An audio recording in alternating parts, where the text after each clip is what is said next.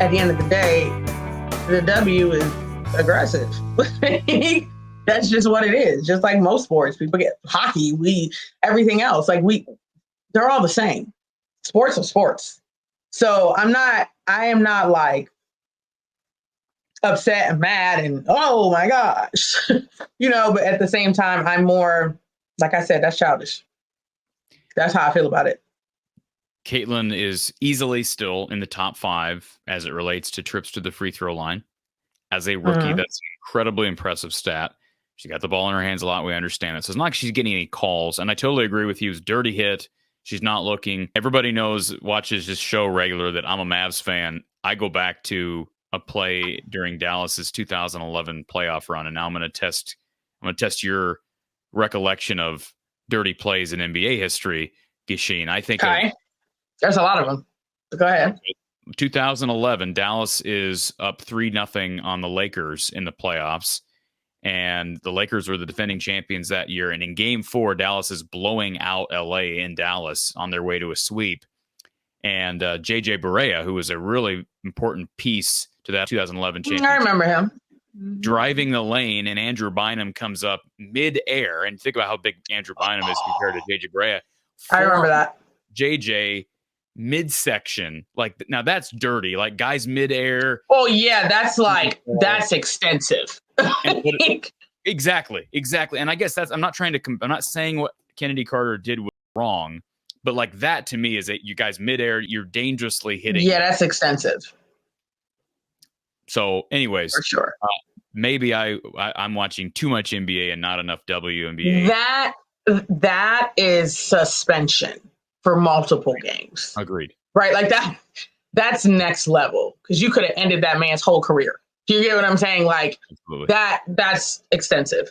That's why I said I don't think Kennedy should have been suspended. It didn't warrant that. Did it warrant a flagrant 1 in that moment? Yeah, hell, I probably might have upgraded her to a flagrant 2 in that moment because of the intent. You get what I mean? The intent for it is what I would have more so been thinking about as a ref. But I don't know. I just feel like everybody needs to calm down. Relax. It's okay. She's okay. She'll be fine. I promise. Want to thank our sponsor here from the Hawkeye of the Storm, Under the Kitchen. Randy Engel has been with us through it all. We appreciate Randy and his awesome artwork down in Des Moines. Check it out if you haven't already done so. Visit Under the Kitchen on Facebook, or you can also visit his new website. It's underthekitchen.square.site. This is a way you can support NIL and the Iowa Athletes Plus. You're supporting this show and a small business down in Mitchellville. Again, that's underthekitchen.square.site. Thank you to Randy Engel at Under the Kitchen in Mitchellville. The next time the Fever play Chicago, if I'm Caitlin Clark, I'm getting right back in Chennedy Carter's face. If here's a player who's upset about a little trash talking because you can't ball with her, I'd be doing it the next time. Look, man, you're going to hate how many times I reference the Dallas Mavericks as they head to the NBA Finals during this podcast. Oh, Lord have mercy. Listen, you got Luka Doncic dropping 20 in Game 5 on the road in Minnesota and talking to the opposing bench and to the Minnesota first row.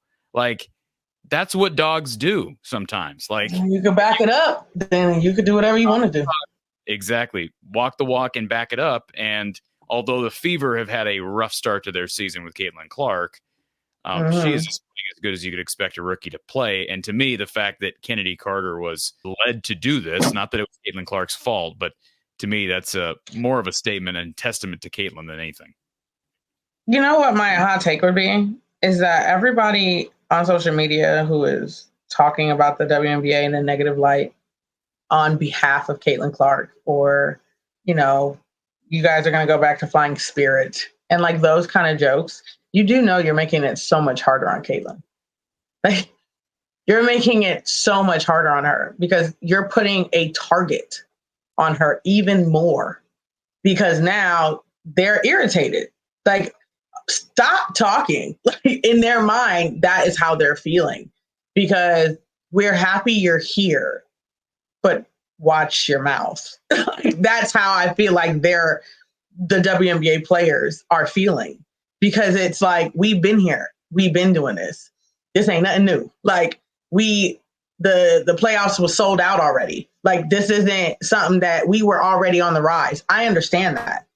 Right now, Caitlin Angel, this rookie class has elevated it to a whole new world, but they were already still on the rise. So respect that and be happy with the new.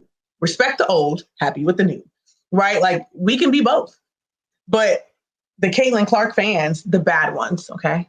Now, I'm not talking about the good ones who are just there to, are really putting a target on her back.